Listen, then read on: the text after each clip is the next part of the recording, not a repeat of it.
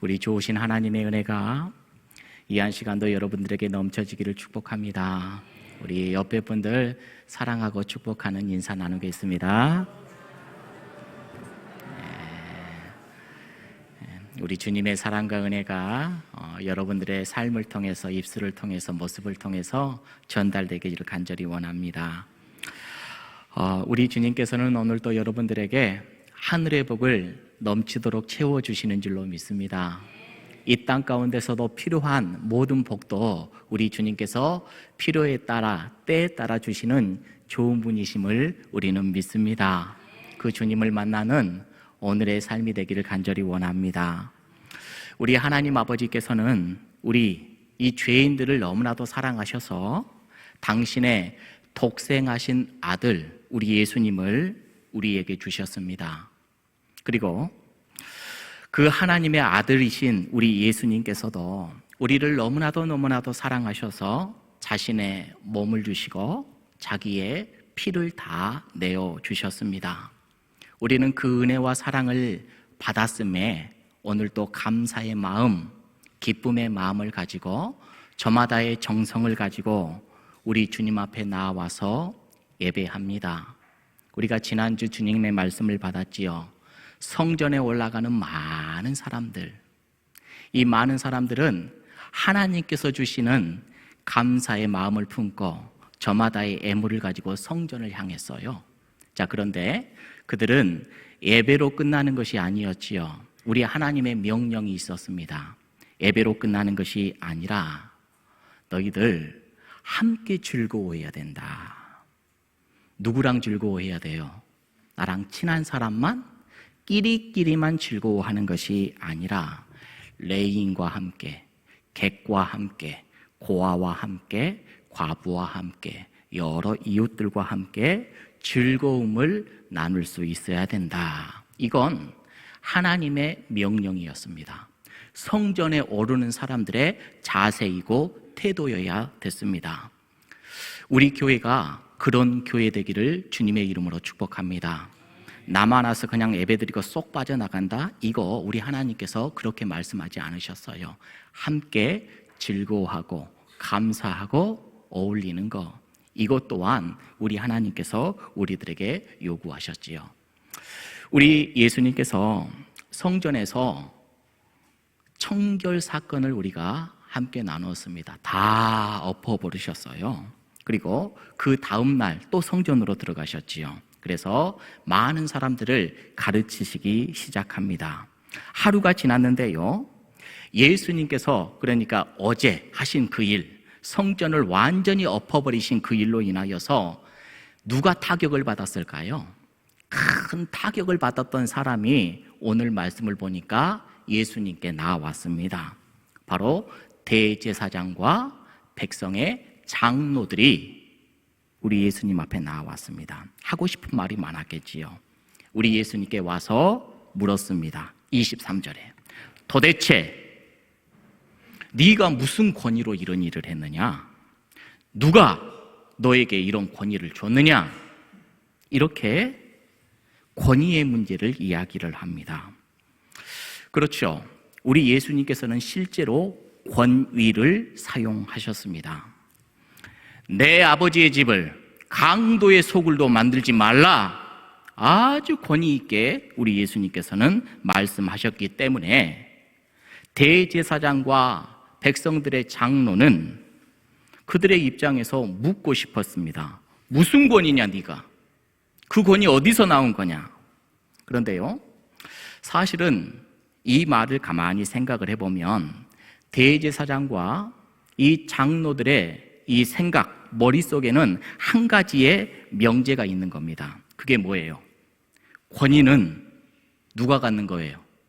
자신들이 갖는 거예요. 너는 권위 갖는 그런 사람 아니야. 권위는 여기 있는 몇 사람만 갖는 거야. 그리고 이 권위는 우리가 주어야지 그 권위를 부릴 수 있는 거지. 나는 예수 너라는 사람에게 권위를 준 적이 없는데 너는 누구로부터 이 권위를 받았고 어떤 이 권위를 가지고 이런 행동들을 하냐라고 이렇게 질문하는 거잖아요. 그런데 우리 예수님께서는요, 거기에 대해서 즉답을 회피하십니다. 그리고 다른 질문을 역으로 던지시는 것을 우리가 보게 됩니다. 이거 우리 예수님 비겁한 거 아닙니까? 왜 즉답을 피하세요? 아니요. 예수님의 이 질문에는 거기에는 답이 있고 예수님의 질문을 통해서 이 제사장과 백성들의 장로들의 위선을 드러내기 위함이었습니다. 24절 말씀에 우리 예수님께서는 그렇게 말씀합니다. 나도 너희에게 하나 물어보자. 요한의 세례는 어디로부터 왔느냐? 요한의 세례는 어디로부터 왔느냐? 요한의 그 세례, 그 권위는 하늘로부터 온 것이냐 아니면 저기 있는 사람들로부터 온 것이냐? 이렇게 물어요. 예수님께서는 왜 갑자기 세례 요한에 대한 이야기를 꺼내실까요? 언급하신 이유가 있지요.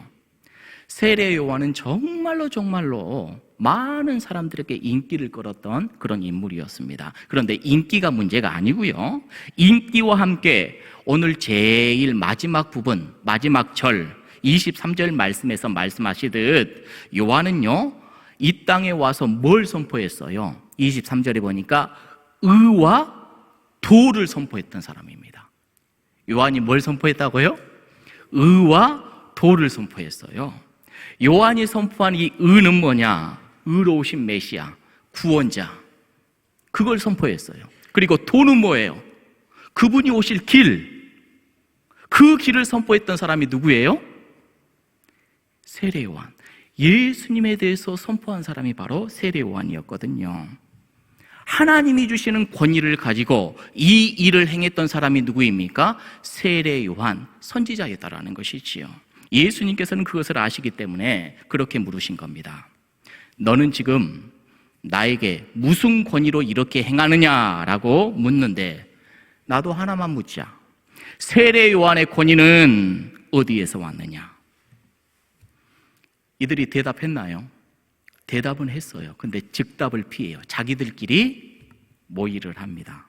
의논을 해요. 25절 이하의 말씀을 보니까 하늘로부터 왔다.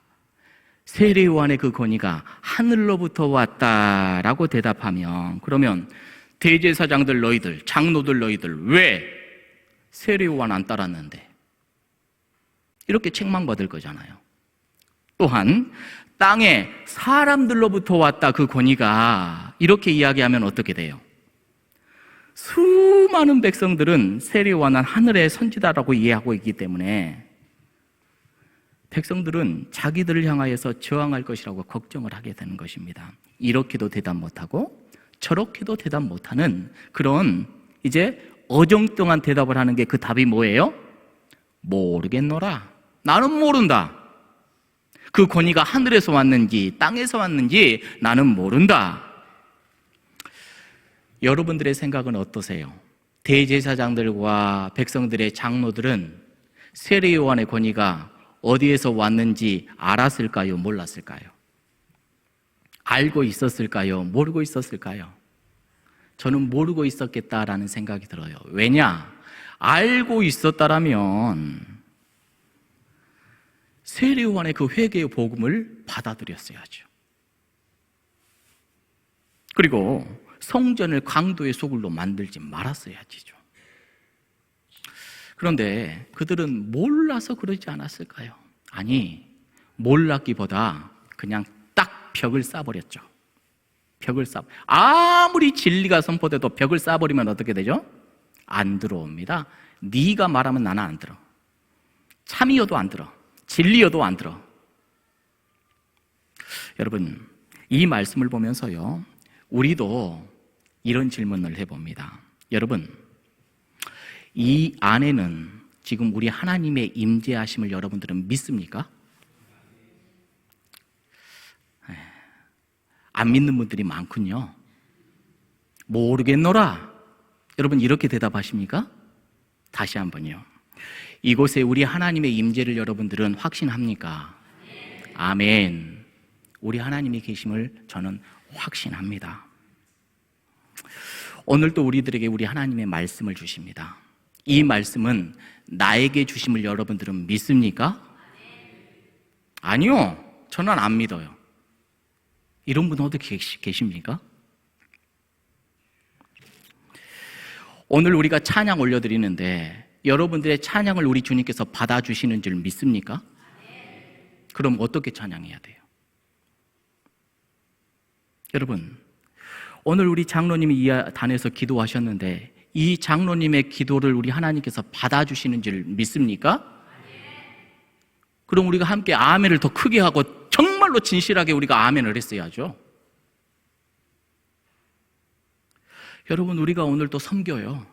이 섬김과 정성을 우리 주님께서 알아주시고 우리 주님께서 그 아름다운 마음을 받아주시는 줄로 믿습니까? 우리는 분명히 해야 됩니다. 그래야 자세와 태도가 달라지거든요.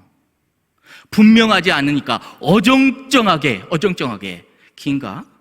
아닌가? 우리 주님이 임재한가? 안 하신가?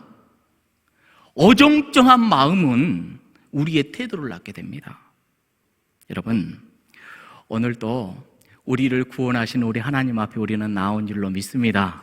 그 하나님은 우리를 품으시는 줄로 믿습니다. 올려드리는 찬송과 기도를 받아주시는 줄로 믿습니다. 우리가 예배하는 것은 물론이거니와 모든 이들과 즐거워하며 기뻐하며 감사하는 것, 이거 하나님의 명령이니 내가 지킬 줄로 결단합니다.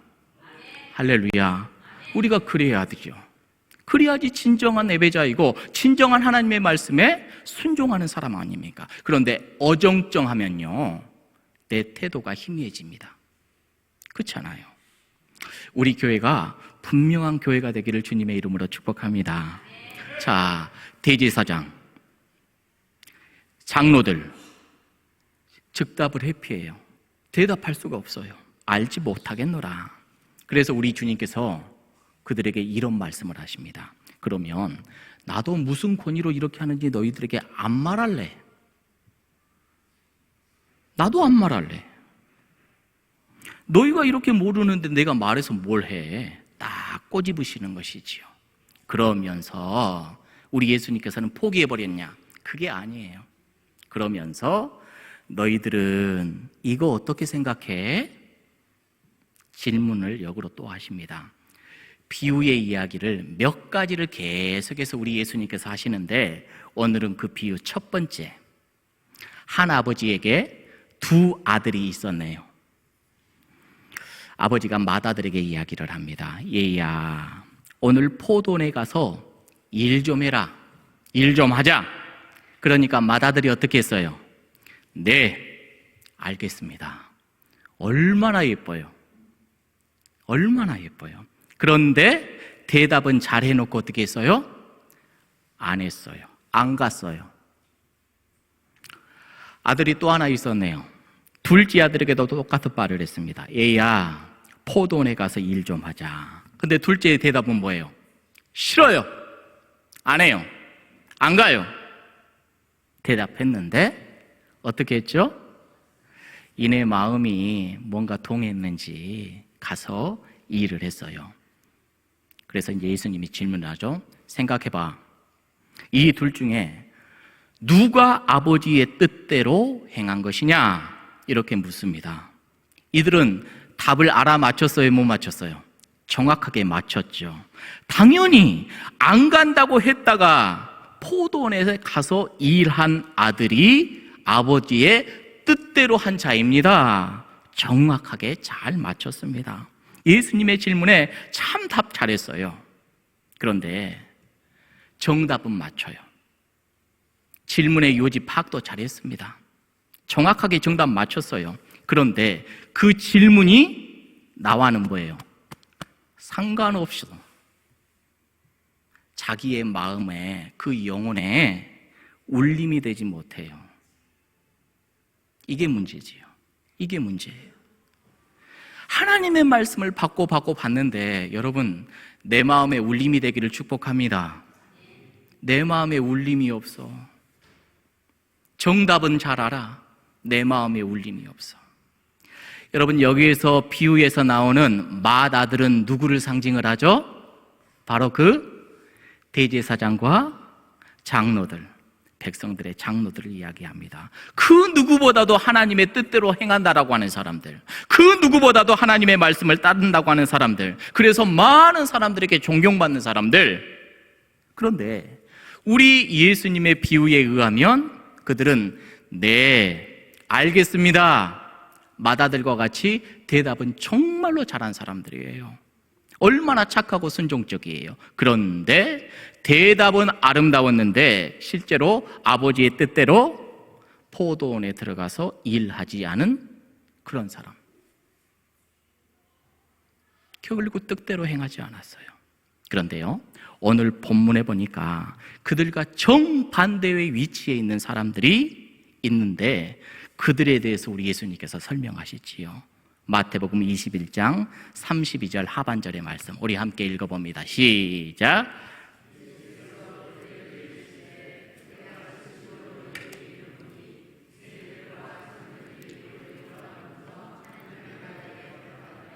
네, 가장 경멸했던 사람들, 죄인 중에 죄인, 누구요? 세리들, 남 등쳐먹고 살아갔던 사람들, 세리들. 죄인 중에 죄인, 창녀들, 몸 팔면서 살았던 창녀들. 그들이 하나님의 나라에 너희들 대제사장들, 장로들, 너희들보다 먼저 하나님의 나라에 들어가리라. 왜요? 왜 그렇게 됐어요? 지난주 우리가 성전을 봤죠. 성전이 어떻게 생겼는지 성전을 보셨습니다만, 이스라엘 사람들은 성전에 여러 칸막이를 만들어 놨죠. 이방인의 뜰, 여인의 뜰, 남자의 뜰, 제사장의 뜰, 대제사장만 들어갈 수 있는 것, 칸막이를 만들어 놨어요. 자신들은 아마 가장 깊은 곳까지 들어갈 수 있었을 겁니다. 거기에서 자기들은 최고의 예배를 드린다고 했을 겁니다. 그런데 오늘 말씀 봐보세요. 하나님께서 만들어 오신 하나님의 나라, 하나님의 뜰이 있습니다. 이 뜰에는 그들이 들어갔어요? 못 들어갔어요? 못 들어갔네요. 그런데 누가 들어갔다고요? 그들이 경멸했던 사람들, 세리도 들어갔고 창녀도 들어갔네요. 어떻게 해서 이런 일이 일어나요? 어떻게 해서? 다음 말씀 봅니다. 32절의 말씀, 시작. 너희는 그를 믿지 아니하였으되 세리와 창녀는 믿었으며 너희는 이것을 보고도 끝내 뉘우쳐 믿지 아니하였도다. 너희는 그를 믿지 아니하였으되, 그가 누구예요? 세례 요한. 세례 요한의 질문으로 다시 돌아옵니다. 세례 요한이 의와 도를 너희들에게 전했지만 이건 믿었다고요, 안 믿었다고요? 너희들은 믿지 않았어. 너희들은 믿지 않았어. 그런데 세리와 창녀들은 어떻게 했어요? 믿었어. 예수님에 대해서 믿었어. 너희는 이것을 보고도 봤어요, 안 봤어요? 봤어요. 보고도 뉘우쳐 끝까지 믿지 아니하였도다. 여러분, 이미 마음에 딱 결정이 되어버린 겁니다. 나는 절대 믿지 않아, 절대 돌이키지 않아, 절대 용서하지 않아, 절대 품지 않아, 절대 나는 너와 안 해. 이미 마음에 딱 벽을 쳐버린 거예요. 이게 무섭지요. 이게 무서운 거예요. 여러분, 오늘 말씀을 보면서 우리 함께 느껴봅니다. 대제사장이라고 해서, 백성들의 장로라고 해서 절대로 자만해서는 안 돼요. 또 내가 세리였던 존재, 내가 창녀였던 존재, 그렇게 죄 많이 지었던 존재라고 해서 늦지 않았습니다. 할렐루야. 여러분, 사실 생각을 해보세요. 우리는 우리끼리 막 칸을 만들어 놔요. 제사장, 이스라엘 백성들, 여자들, 이방인들 막 칸을 만들어 놔요. 그런데 우리 주님 앞에서 그 칸이 무슨 소용이에요? 대제사장도요, 백성들의 장로들도요, 세리들도요, 창녀들도요, 다 죄인 맞나요? 맞아요. 다 죄인이에요. 다 죄인. 다 죄인 맞습니다. 하나님 앞에 설 수 없는 다 죄인들이지요. 죄인들이기 때문에 우리 하나님께서 그들을 보내시기 위하여서 우리 예수님 먼저 그 길을 예비한 누구를 보내서요? 세례요한 보냈잖아요. 메시아의 길을 예비한다고 하시고 하나님의 아들 그리고 그 다음에 이렇게 보내주셨는데 믿어야 될 그들은 믿지 않고 정말로 믿지 않겠다라고 생각했던 세리와 창녀들은 어떻게 했어요? 믿었어요. 그러니 하나님의 나라에 그들이 먼저 들어가는 것이지요. 제사장과 백성들 봤어요? 안 봤어요? 뻔히 봤어요. 봤는데도 믿지 않아요. 뉘우치지 않습니다. 끝내 뉘우치지 않아요. 그리고 마지막에는 어떻게 하죠? 우리 예수님을 죽이기까지 해요. 여러분, 회개, 뉘우침, 이걸 우리가 한번 생각해 봅니다. 우리를 향한 하나님의 기대가 뭘까요? 늘 돌이키는 것 아니겠습니까? 늘 돌이키는 겁니다. 그러면 회개는 전제가 필요합니다. 어떤 전제가 필요할까요? 돌이킨다라는 것, 이 전제가 하나 필요하는데 나는 어떤 존재인가 생각해야 돼요.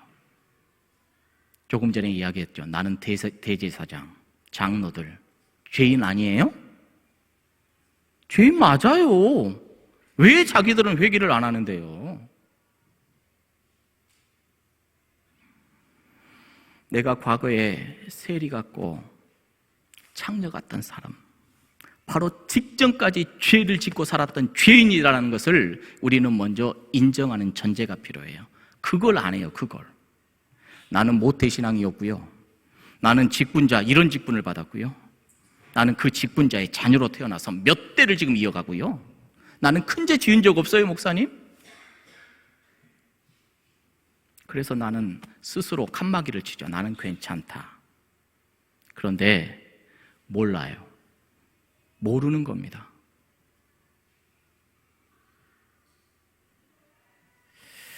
여러분, 뉘우친다고 하는 것은요, 믿는다라고 하는 것은 바로 내가 그 직전까지 나라는 존재, 내가 창녀 같은 존재였습니다. 내가 세리 같은 존재였습니다. 인정하는 데서부터 시작이 됩니다. 여러분, 따라합시다. 나는 죄인입니다. 인정하셔야 돼요. 인정하는 겁니다.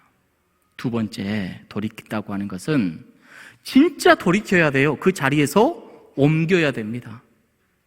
옮기질 않아. 나는 요지부동이야. 네가 옮겨야지 왜 내가 옮겨? 아닙니다. 내가 옮겨야 돼요. 과거의 자리에 내가 여전히 머무는 것이 아니라 현재의 자리로 건너와서 현재 이 자리에서 내 자신을 계속해서 증명해내야 돼요. 예를 들어 봅니다. 오늘 창녀라는, 참 민망한데요, 예를 하나 들어봐요. 바로 직전까지 내가 창녀와 막 뒹굴었어요. 그런데 하나님의 말씀을 보고 내가 깨달음을 얻었어요. 이거 죄구나. 절대로 내가 이렇게 살아가면 안 되겠구나. 다시는 창녀를 안 만나. 그런데요, 그는 만나지를 않는데요, 인터넷 영상을 보면서 가끔씩 그런 야한 여성들을 탐닉하고 창녀는 안 만나요. 거기에서 헤어나오지 못해. 그러면 여러분, 이거 돌이킨 겁니까? 안 돌이킨 겁니까? 사람들 보는 눈에는 돌이켜 보일지 몰라도 하나님이 보시기에는요, 그건 아닌 거죠. 여러분, 내가 그 죄에서 떠난다고 했는데 아직도 내 안에 작은 파편들이 나를 공격할 때가 참 많지요. 우리가 이렇게 연약한 존재입니다. 우리가 이렇게 부족한 존재예요. 이 말씀을 가만히 묵상하면서, 그래, 내가 죄인이구나, 우리가 죄인이구나, 우리가 이런 죄 저런 죄, 내가 큰 죄 안 짓는다고 해서 작은 죄는 그냥 묵살하면서 살아가는 그런 존재였구나, 이렇게 부족한 존재였구나, 이걸 이렇게 묵상을 하면서 말씀이 하나 떠올라요. 시편 103편 14절, 우리가 어떤 존재인가? 시작. 그는 그가 우리의 체질을 아시며.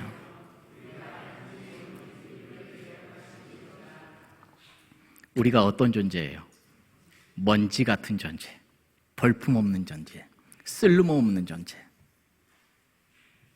우리의 체질이 뭐라고요? 먼지같이 쓸모없는 존재예요. 이 먼지가 날리면 어떻게 돼요? 사람들의 기침이나 유발시키고 감기나 걸리게 하고 불편하게 만드는 존재. 그게 누구예요? 우리들. 어떻게 하면 좋아요? 그런데 우리 예수님께서, 우리 하나님께서 우리를 어찌 그리 사랑하시든지 시편 103편 12절의 말씀 시작. 동이 서에서 먼 것 같이 우리의 죄가를, 분명히 우리의 체질은 먼지입니다. 그러나 먼지같이 살지 아니하도록 우리 하나님께서 먼지 같은 인생들에게 내려뒀던 그 죄의 저주를 옮기셨어요. 어디에서부터 어디까지? 동에서부터 서기까지 옮기셨어요. 어떻게 옮겼어요? 방법이 뭐예요? 누구를 통해? 예수님을 통해. 이사야 53장 12절의 말씀 시작. 이는 그가 자기 영혼을 버려 사망에 이르게 하며 범죄자 중 하나로 헤아림을 받았음이니라. 그러나 그가 많은 사람의 죄를 담당하여 범죄자를 위하여, 우리를 속죄해 주시는 그 속죄의 양 우리 예수님, 우리 예수님이 이 죄인의 그 죄의 짐을 지고 영문 밖으로 나가서 골고다 언덕길을 오르셔서 그 십자가에 못 박히심으로 그 죄를, 저주를 옮기심을 우리는 믿습니다. 오늘도 그 기쁨과 감격으로 우리는 이 자리에 있는 거지요. 여러분, 오늘도 우리는 예수 그리스도의 골고다 이 십자가를 바라보는 사람들입니다. 이 십자가가 아니면 우리가 하나 될 수 없는 것이지요. 오늘 말씀을 보니까 그가 많은 사람의 죄를 담당하여, 그래요. 우리들의 죄를 다 담당하여서 산산조각 내시고 그것을 싹 다 옮기셨대요. 그렇게 끝나는 것이 아니라 범죄자를 위하여서 어떻게 해주신다고? 오늘 또 우리 예수님께서는 기도해 주고 계셔요. 우리를 위해서, 이 범죄한 나를 위해서 기도해 주세요. 올곧게 살아갈 수 있도록, 바르게 살아갈 수 있도록, 돌이켜 뉘우쳐 살아갈 수 있도록 오늘 또 우리 예수님께서는 그렇게 일하고 계시는 줄 믿습니다. 여러분, 오늘 또 그 예수님을 만나는 복이 있기를 간절히 원합니다.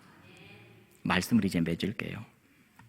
하나님은요, 오늘 또 먼지 같은 나를 부르셨어요. 내 겉모습이 어떠하든지, 내가 지금 제사장의 신분을 갖고 있든지 장로의 신분을 갖고 있든지, 아니면 정말로 세상 사람들이 손가락질하는 세리의 신분, 창녀의 신분을 갖고 있든지, 오늘 또 우리 하나님께서는 예수님을 통해서 우리를 부르시는 줄로 믿습니다.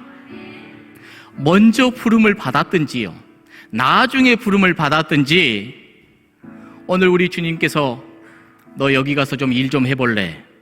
여러분 어떻게 하실래요?